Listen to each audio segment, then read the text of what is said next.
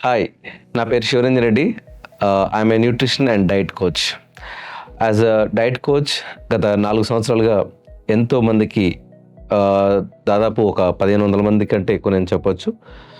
Over weight, diabetic, thyroid, PCOD, infertility, autoimmunity, rheumatoid arthritis, psoriasis ఇలా ఎన్నో life style disease మీద వారికి ఉన్నటువంటి ఛాలెంజెస్ని బేస్ చేసుకొని వారి యొక్క భోజనంలో మార్పులు చేస్తూ, వాళ్ళ యొక్క డైట్‌లో చిన్న చిన్న మార్పులు చేస్తూ, వాళ్ళకున్న హెల్త్ ఇష్యూస్‌ని డైట్ ద్వారానే కంట్రోల్ చేసి, వాళ్ళకొక హెల్తీ లైఫ్‌ని ఇవ్వడం జరిగింది. అండ్ ఇప్పటికి కూడా చాలామందికి ఇస్తూనే ఉన్నాము. సో, ఈరోజు మనం తెలుసుకునే విషయం ఏంటంటే, జనరల్‌గా ఒక మనిషి ఎందుకు అనారోగ్యానికి గురవుతాడు?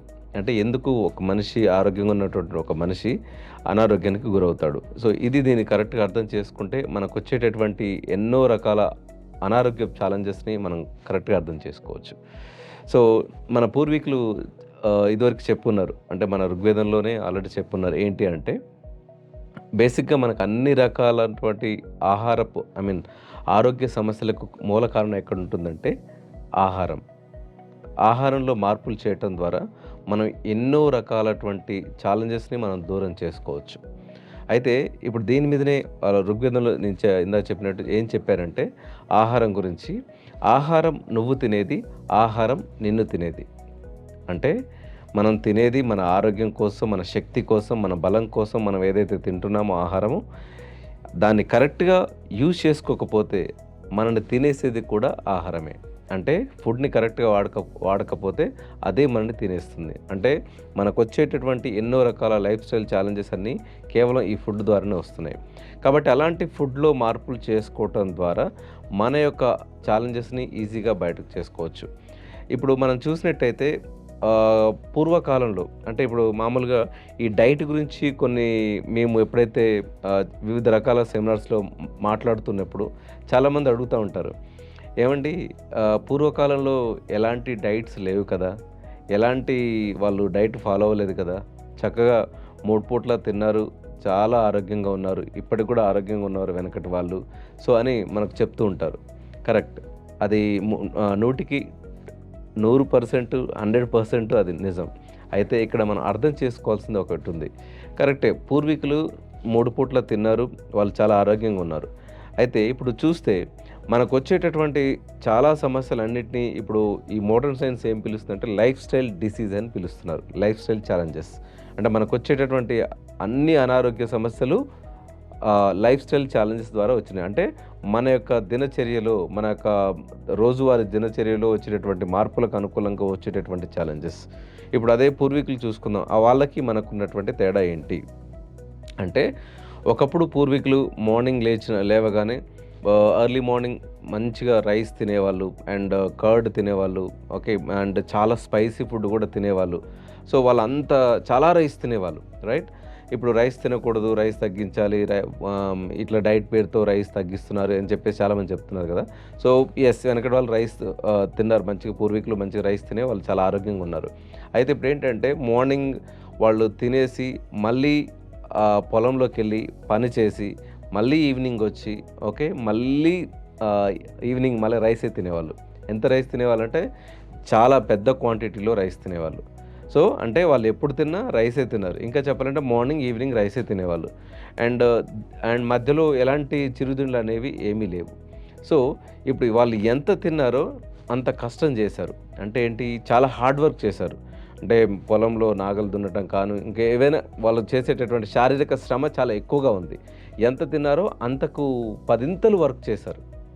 ఇది పూర్వీకులు ఆరోగ్యంగా ఉండడానికి ఒక కారణం. మరి ఇప్పుడు అనారోగ్యానికి ఎందుకు వస్తున్నాం మనము ఈ కాలంలో ఉన్న వాళ్ళము? ఇప్పుడు అదే మనం చూసుకుందాం. పూర్వకాలానికి ఇప్పటికి ఉన్నటువంటి డిఫరెన్స్ ఏంటి అనేది. సో, పూర్వకాలంలో 2 సార్లు తినేవాళ్ళు, ఎక్కువ గంటలు వర్క్ చేసేవాళ్ళు. శారీరక శ్రమ చేసేవాళ్ళు. అయితే మారుతున్న కాలానికి అనుగుణంగా ఇప్పుడేంటంటే టెక్నాలజీ పెరిగిపోయింది. సమాజంలో సంపద సృష్టి బాగా జరిగింది. చూడండి, మనకు టెక్నాలజీ అందుబాటులోకి వచ్చింది. ఓకే. అవకాశాలు పెరిగాయి. సో, డబ్బు అనేది అంటే సంపద సృష్టి బాగా జరిగింది. అందరికీ అన్నీ అందుబాటులో వచ్చేసాయి. ఇప్పుడు అందుకని చాలా అంటే ఫ్యాన్ కింద, ఏసీల కింద కూర్చొని చేసేటటువంటి జాబ్స్ ఎక్కువగా ఉన్నాయి. సో, దీని ద్వారా ఏమవుతుందంటే మనిషి యొక్క అంటే సంపద సృష్టి బాగా జరగటం ద్వారా మనిషి యొక్క కొనుగోలు శక్తి పెరిగింది. అవునా? సో, కొనుగోలు శక్తి పెరిగితే ఏమవుతుంది? ఖచ్చితంగా తనకు ఏది ఇష్టమో అది తినగలిగేవాడు. ఒకప్పుడు మనం మీరు చిన్నప్పుడు గుర్తు తెచ్చుకుంటే, మీ నాన్న వాళ్ళని ఎవరైనా అడుగుంటే, లేకపోతే పెద్దవాళ్ళు ఎవరైనా అడుగుంటే, ఏదైనా తినాలి రుచులు తినాలంటే ఎంతో కష్టం. అంటే అమ్మ నాన్నలు ఎంతో ఒప్పించి ఒక రూ. 5 లేకపోతే రూ. 1 తీసుకొని వాటితో కొనుక్కొని, అది కూడా వారానికి ఒకసారో, 1 మంత్‌కి ఒకసారి ఇలా ఉండేదనమాట వాళ్ళ చిరుతిండ్లు తినేది. సో, ఇప్పుడు ఏంటి అనంటే కొనుగోలు శక్తి పెరిగింది. పిల్లల దగ్గర నుంచి పెద్దల దగ్గర వరకు ఎవరు ఎప్పుడు, ఎక్కడ, ఎలా కావాలంటే అలా తినేస్తున్నారు. సో, ఇప్పుడు గమనిస్తే అప్పుడు 2 పూట్ల తినేసి ఎక్కువ పని చేశారు. ఇప్పుడు ఏమవుతుందనంటే ఎక్కువ సార్లు తింటున్నాం. అంటే పూర్వీకులు తిన్నదానికంటే మనము 10 ఎక్కువగా తింటున్నాం. 10 సార్లు తింటున్నాం. అంటే ఏంటి అంటే మార్నింగ్ లేచిన దగ్గర నుంచి బెడ్ కాఫీ తాగటం అండ్ మధ్యాహ్నం ఉదయం బ్రేక్‌ఫాస్ట్ చేయటం. మళ్ళీ 11 గంటలకి ఆఫీస్‌కొచ్చిన తర్వాత మళ్ళీ టీ, బిస్కెట్స్ అని మళ్ళీ తినటం. అండ్ ఇంకోటేంటి మధ్యాహ్నం మళ్ళీ లంచ్. ఓకే. మళ్ళీ 4, 5కి మళ్ళీ టీ, సమోసా, బిస్కెట్స్ ఇక చిరుతిండ్లు ఏవైతే ఉంటాయో అవి. అండ్ మళ్ళీ ఈవినింగ్ నైట్ డిన్నర్. ఇక కొంతమందికి నైట్ పడుకునే ముందు ఫ్రూట్స్ తినడం అలవాటు, కొంతమందికి పాలు తాగడం అలవాటు, కొంతమందికి స్వీట్ తినడం అలవాటు. రకరకాలుగా ఉంటుంది. అంటే దాదాపు ఒక 6-7 రకాలుగా 7 సార్లు మనం తినేస్తున్నాం. అండ్ తిన్న ప్రతిసారి ఎక్కువ క్వాంటిటీలో తినేస్తున్నాం. ఓకే. ఇంత సరిపోతుందనేది కాకుండా మనకు ఎంత తింటే తృప్తి వస్తుందో అంతవరకు తింటున్నాం. అంటే పూర్వకాలానికి ఇప్పటికున్న తేడా ఏంటంటే అప్పుడు ఎక్కువ తిన్నా అంతకు 10 రెట్లు పని చేసేవాళ్ళు. ఇప్పుడు అంతకంటే 10 రెట్లు ఎక్కువగా తిన్నా సరే మనకు పని చేయటానికి అవకాశం లేదు. హార్డ్ వర్క్‌కి అవకాశం లేదు. ఎంతసేపటికి మనం చేసేదేందంటే శారీరక శ్రమ. అండ్ బైక్ ఎక్కామంటే సో, ఆఫీస్‌కెళ్తాము. అక్కడ బైక్ పార్క్ చేస్తాం. లేకపోతే కార్‌లో ఎక్కుతారు. కారు అక్కడ పార్క్ చేస్తారు.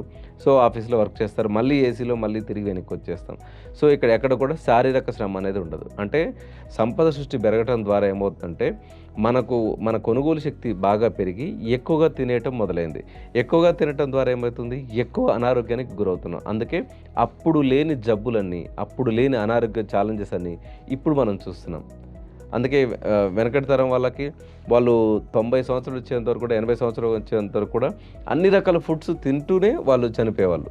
ఇప్పుడు మనం దాదాపు ఒక 45 సంవత్సరాలు దాటామంటే డాక్టర్‌ని కన్సల్ట్ అవుతాం. సో, మనకున్నటువంటి ఛాలెంజెస్‌కి వాళ్ళు ఇది తినకూడదు, అది తినకూడదు అని చెప్పేసి మనకు ఒక కండిషన్ ఉంటుంది. ఎందుకంటే మనకు ఆల్రెడీ వచ్చిన ఛాలెంజెస్ ప్రకారం, బాడీలో వచ్చేటటువంటి కండిషన్ ప్రకారం. సో, 40, 45, 50 సంవత్సరాల నుంచి మనం కొన్ని రకాల ఆహార పదార్థాలకి దూరంగా ఉండాల్సొస్తుంది. అంటే ఏంటి?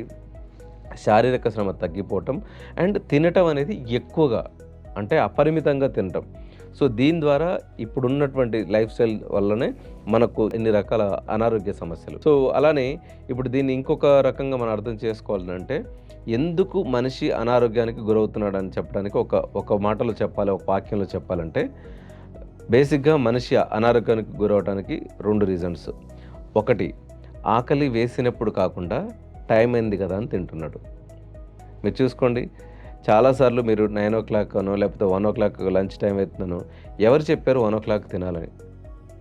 ఎవరు చెప్పారు 9:00 బ్రేక్‌ఫాస్ట్ చేయాలని? ఎవరు కనిపెట్టారు ఇవన్నీ అసలు యాక్చువల్‌గా? సో, నైట్ డిన్నర్ చేయాలి. సో, లంచ్ చేయాలి. సో, మనం ఇవన్నీ పెట్టేసుకున్నాము. సో, టైం అవుతుంది కదా అని తింటున్నాము. ఓకే. ఇదొక కండిషన్. రెండోది కళ్ళ ముందు ఉంది కదా అని తింటున్నాం. ఎలా?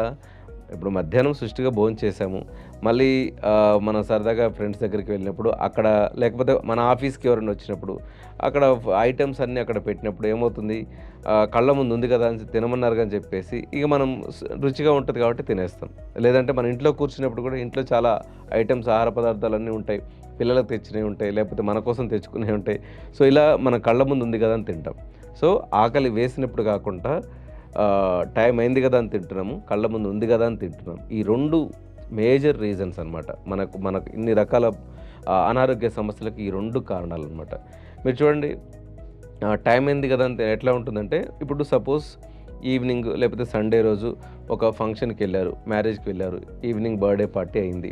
అక్కడ మామూలుగా ఏమవుతుంది ఫంక్షన్‌లోకి వెళ్ళినప్పుడు రోజు తినేదానికంటే ఎక్కువ ఆహార పదార్థాలు ఉంటాయి.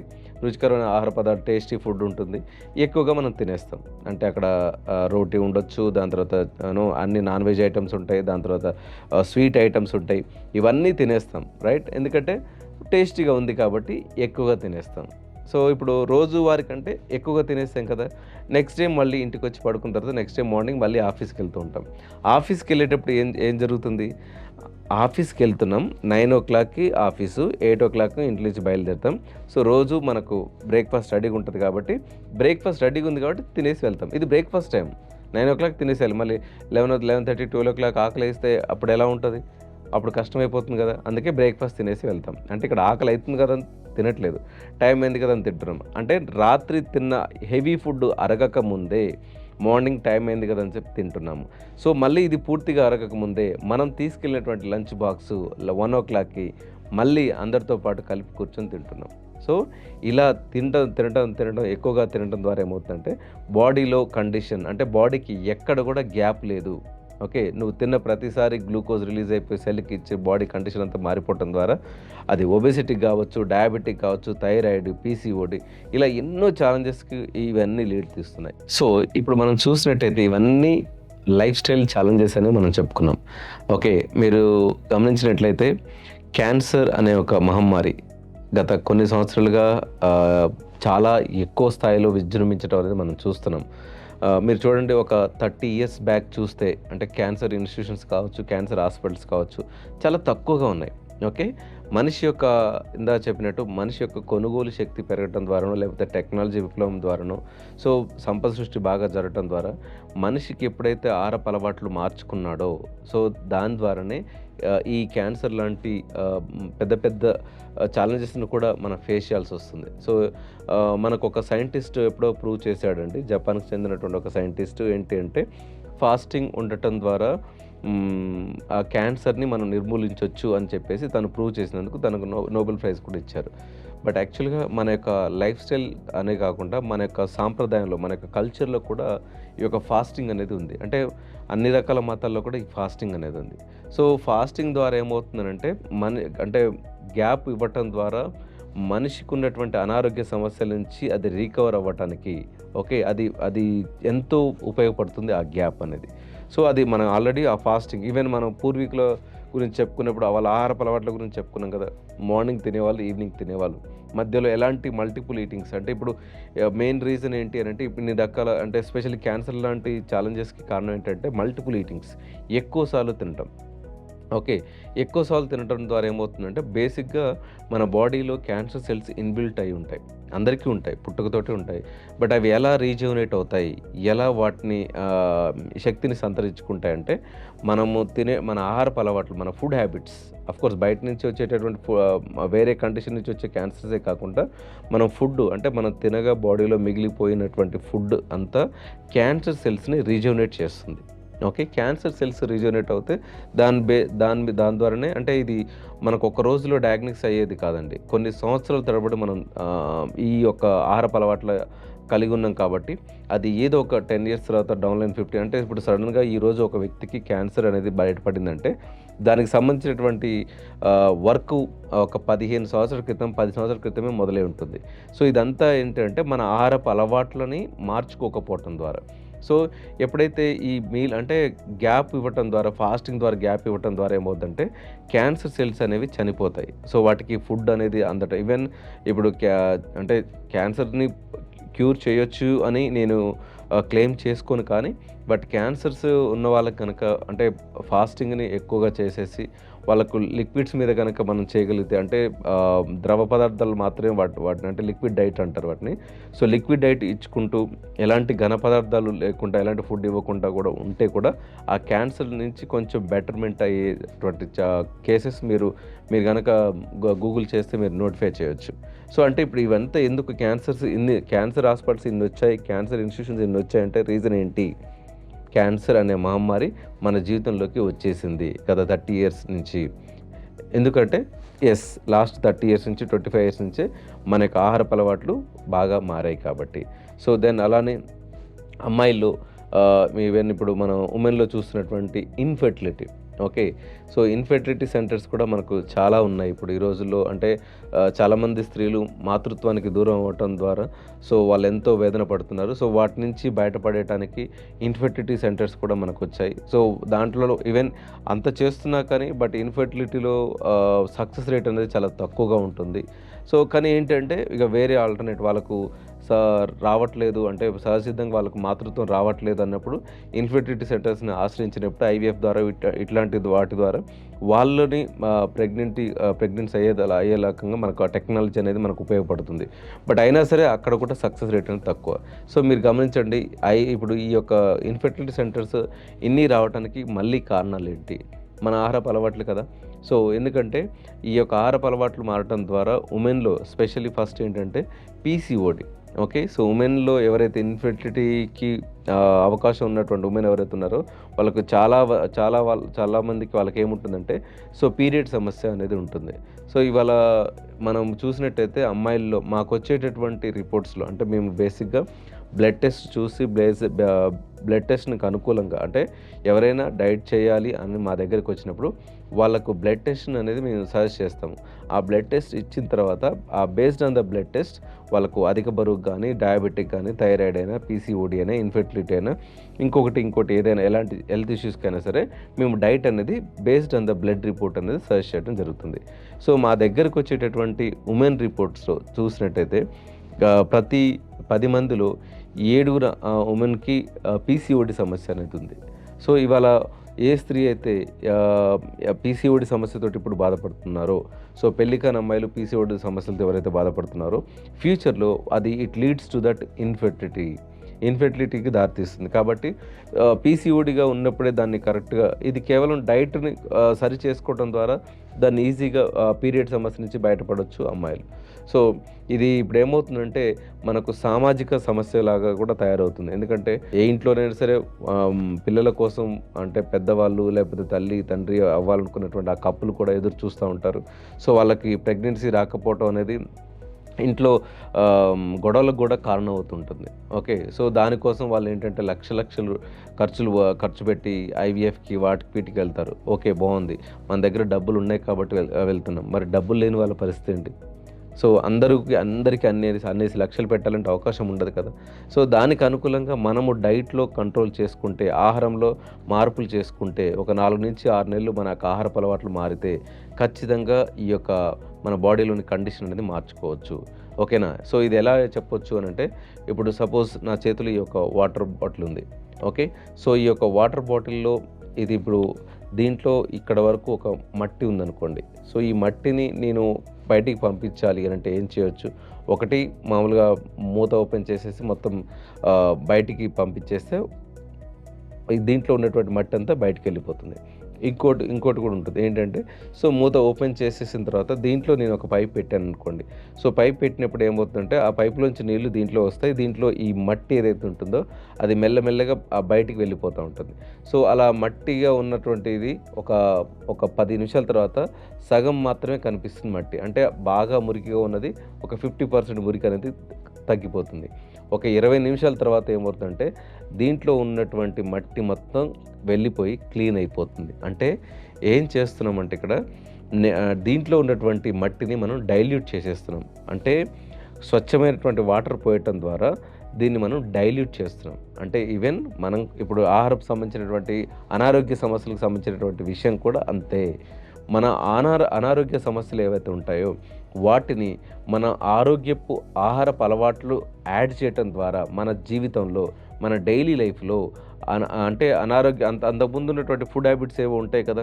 సో, ఎప్పుడు పడితే అప్పుడు తినటం, ఎలా పడితే అలా తినటం, ఏది పడితే అది తినటం, ఇలాంటి కండిషన్స్ ఏవో ఉంటాయి కదా! వాటిని మనం ప్రాపర్‌గా సెట్ చేసుకొని మనము అంటే మంచి డైట్ అనేది గనక మనం ఫాలో అవ్వగలిగితే, మంచి న్యూట్రిషన్, వైటమిన్స్, మినరల్స్ ఉన్నటువంటి ఫుడ్ కరెక్ట్‌గా మనం బాడీకి ఇవ్వగలిగితే, మన బాడీలో ఉన్నటువంటి ఎలా అయితే ఇందాకడ మనం చెప్పుకున్నట్టు బాటిల్‌లో ఉన్నటువంటి మురికంతా ఎలా డైల్యూట్ అయిపోయిందో, మనం మంచి ఫుడ్ పంపించడం ద్వారా బాడీలోకి, మన బాడీలో ఉన్నటువంటి నెగెటివ్ కండిషన్ కూడా డైల్యూట్ అయిపోతుంది.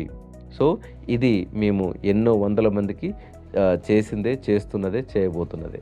సో, ఆల్రెడీ మేము ప్రూవ్ చేశాం కూడా ఇది. సో, ఇది పెద్ద రాకెట్ సైన్స్ ఏం కాదండి. రాకెట్ సైన్స్ ఏం కాదు.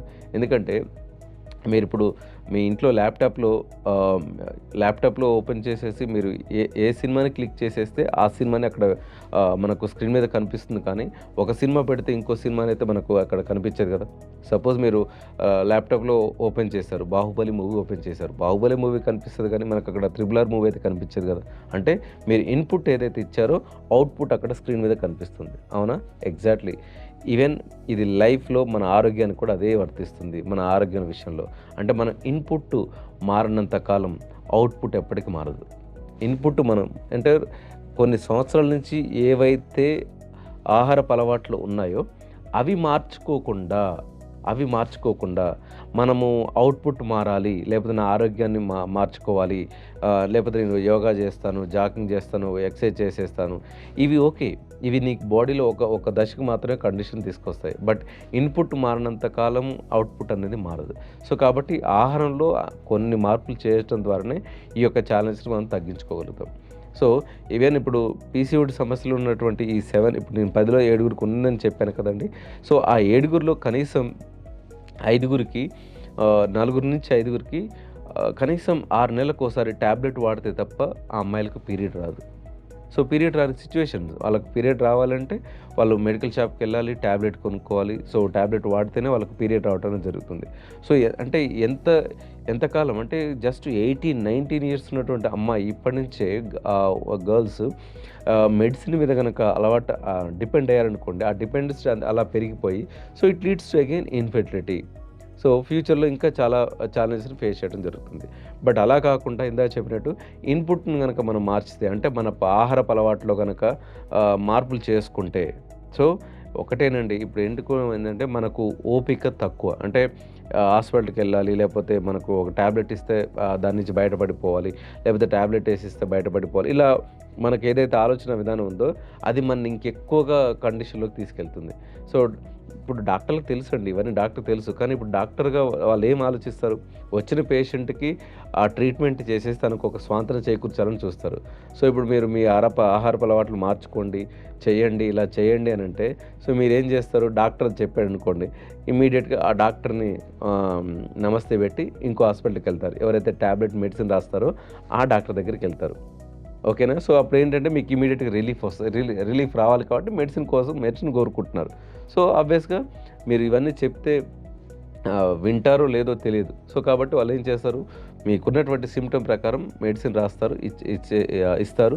మీకున్నటువంటి ఆ ఛాలెంజెస్ నుంచి ఆ రిలీఫ్ అనేది మీకొచ్చేస్తుంది. బట్ అది ఎంతకాలం? ఓకే. అంటే మన బాడీలో మన కండిషన్‌ని మార్చుకోనంత కాలం మీరు ఎన్ని రకాలటువంటి మందులు వాడినా సరే అది నిష్ప్రయోజనం. ఓకేనా? సో, కాబట్టి ముందు ఆహారపు అలవాట్లను మార్చుకోవడానికి ప్రయత్నం చేద్దాం. ఓకే. ఆహారపు అలవాట్లు మారితే సో, మన జీవితం కూడా ఖచ్చితంగా మారటానికి 100కి 200% అవకాశం ఉంది. సో, టాబ్లెట్స్ మీద మనం డిపెండ్ అవుతే లాంగ్ రన్‌లో ఎప్పుడైనా మనకు జ్వరం వచ్చింది లేకపోతే ఏదైనా ట్రామాకి సంబంధించింది వచ్చినప్పుడు మనం అలాంటి విషయంలో తీసుకోవటం తప్పులేదు. బట్ మనం టూ మచ్‌గా మనం మెడికేషన్ మీద డిపెండ్ అవుతే సో, దెన్ అగైన్ అది మనకు కాంప్లెక్షన్స్ అంటే ఫ్యూచర్ కాంప్లికేషన్ అంటే ఏంటంటే డయాబెటిక్ గురించి మనకున్నటువంటి స్టాటిస్టిక్స్ ఏం చెప్తున్నాయంటే ఇండియాలో రోడ్డు ప్రమాదాల్లో కాళ్ళు, చేతులు కోల్పోయే వాళ్ళకంటే సో, డయాబెటిక్ ద్వారా ఆ కండిషన్ ద్వారా ఫ్యూచర్‌లో కాళ్ళు, చేతులు పోగొట్టుకున్న వాళ్ళ సంఖ్య ఎక్కువుంటుందనమాట. సో, అంటే ఏంటి? డయాబెటిక్ అనేది అంత పెద్ద మహమ్మారి. సో, ఎందుకంటే మనం మెడిసిన్ మీద ఎక్కువగా డిపెండ్ అవ్వటం. సో, ఒక ప్రొఫెసర్ అంటాడండి. ఏమంటాడంటే, "there is no pill for every ill, but every pill follows an ill" అని అంటాడు. సో, ప్రతి పిల్ అంటే ప్రతి ఇల్‌కి పిల్ లేదు. బట్ మనం వాడే ప్రతి పిల్ వెనకాల ఒక ఇల్‌నెస్ ఉంటుంది. ఎందుకంటే సో, ప్రతి ఒక్క పిల్‌కి మ్యానుఫ్యాక్చర్ చేసేటప్పుడు దానికొక ఏడీఆర్ అని ఉంటుంది. Adverse drug reaction. సో, అంటే ప్రతి ఒక్క ప్రతి ఒక్క మెడిసిన్ తయారు చేసే వెనకాల దాని వెనకాల వచ్చేటటువంటి కాంప్లికేషన్స్ కూడా వాళ్ళు మెన్షన్ చేస్తారు. ప్రిస్క్రిప్షన్‌లో వాళ్ళు మెడికల్ కోడ్‌లో అది రాసి పంపిస్తారు. సో, దెన్ అవన్నీ మనకు తెలిసినప్పుడు కూడా మనం వాడతాం. ఎందుకంటే మనకి ఇమ్మీడియేట్‌గా రిలీఫ్ కావాలి కాబట్టి. సో, అందుకనే డాక్టర్స్ వాళ్ళేం చేస్తారు మనకు మెడిసిన్ రాస్తారు. సో, డైట్ ఇలా చేస్తే మీకు బెటర్‌మెంట్ ఉంటుందని డాక్టర్స్ చెప్తారు. అయినా సరే మనం వినిపించుకోము. ఎందుకంటే మనకు ఎప్పుడంటే అప్పుడు టాబ్లెట్ వేసేసుకొని మనకు ఇమ్మీడియట్‌గా రిలీఫ్ కావాలి కాబట్టి.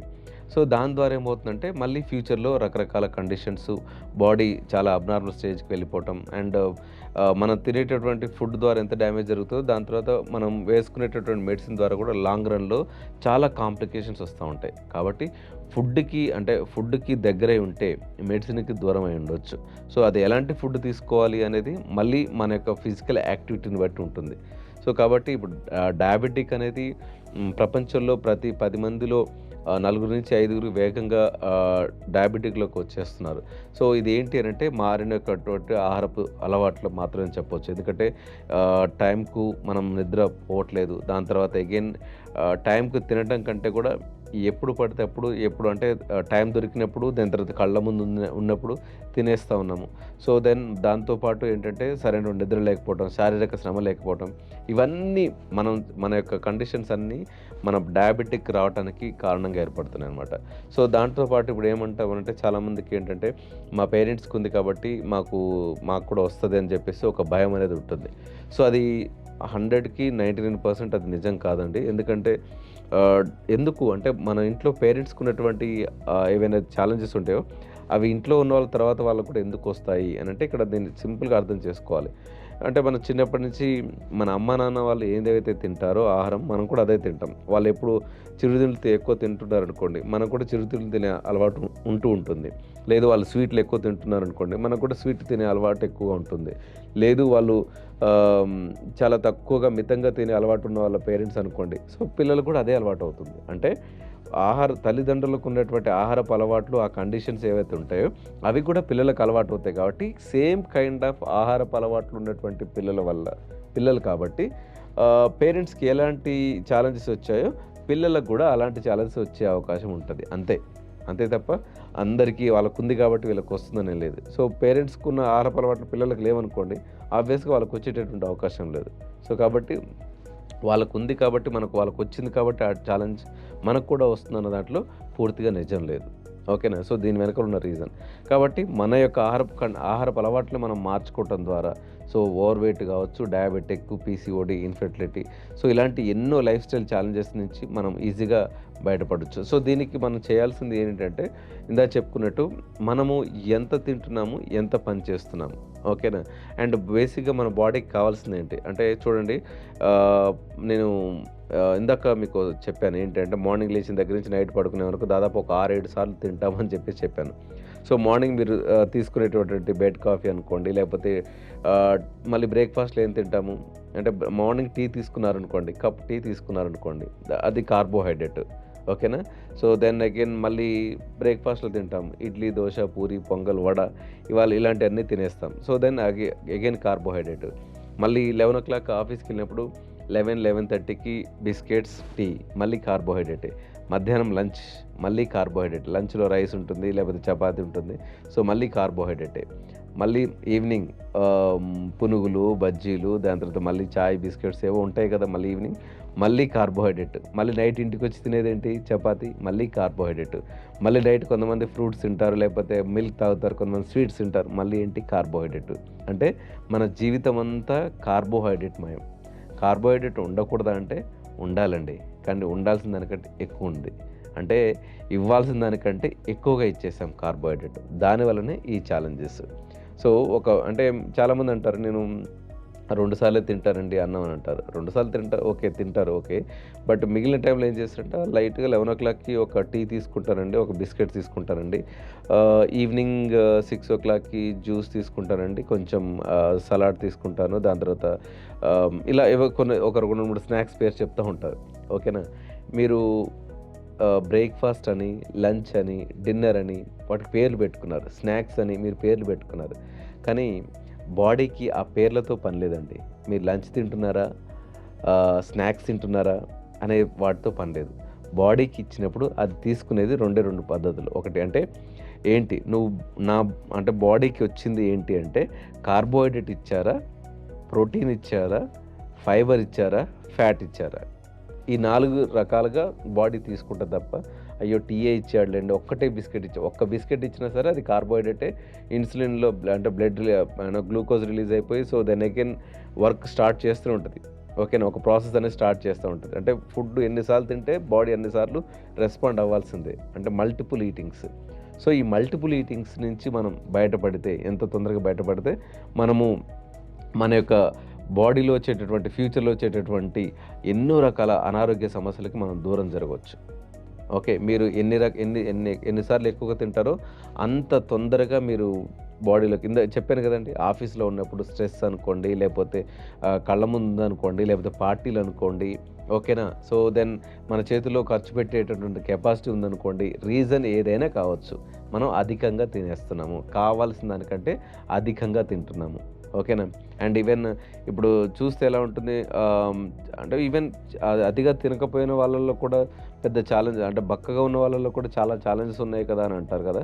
సో, యెస్, బక్కగా ఉన్నా సరే వాళ్ళు కూడా అగైన్ ఏం ఏం చేస్తున్నారంటే రైట్ ఫుడ్ తినకుండా మల్టిపుల్ ఈటింగ్స్. సో, మేము కాలేజీలో సెమినార్‌కి ఇవ్వడానికి వెళ్ళినప్పుడు నేను అడిగినప్పుడు అడుగుతా ఉంటాను. సో, ఆహ్, ఎంతమంది బ్యాగ్‌లో చాక్లెట్స్ ఉన్నాయంటే దాదాపు క్లాస్‌లో ఉన్నోళ్ళు 70% అమ్మాయిలు చేయెత్తుతారు. సో, మా మా బ్యాగ్‌లో చాక్లెట్స్ ఉన్నాయని. చాక్లెట్సో లేపోతే చిప్స్ లాంటివో ఇట్లాంటివి తింటా ఉంటారు బ్రేక్‌ఫాస్ట్ టైంలో. సో, ఆ చాక్లెట్ కంటే ఇంట్లో ఇంట్లో వండుకున్న ఫుడ్ మంచిది. లేదంటే ఒక 2 బాయిల్డ్ ఎగ్స్ తిన్నా మంచిది. మంచి ప్రోటీన్ అని వస్తుంది. సో, ఎప్పుడు ఏది తిన్నా సరే మనము అంటే ఫుడ్ ఎంత తింటున్నాము, ఎలా తింటున్నాం అనేది కాకుండా ఏ ఫుడ్ తింటున్నాం అనేది చాలా ఇంపార్టెంటు. ఏ ఫుడ్ తింటున్నాం అనేదే బాడీ యొక్క కండిషన్, ఎన్ని సార్లు తింటున్నాం అనేదే బాడీ యొక్క కండిషన్‌ని మార్చేస్తుంది. సో, కాబట్టి ఆహారపు అలవాట్లు అనేవి మనిషి యొక్క జీవన విధానాన్ని బాగా ప్రభావితం చేసి, ఆ జీవన విధానం ద్వారా మనిషి యొక్క ఆరోగ్యాన్ని ప్రభావితం చేస్తున్నాయి. కాబట్టి ఆరోగ్యంలో, ఆహారంలో మార్పులు చేసుకోవటం ద్వారా దాని ద్వారానే మన యొక్క ఆరోగ్యాన్ని మెరుగుపరుచుకోవడానికి అవకాశం ఉంటుంది.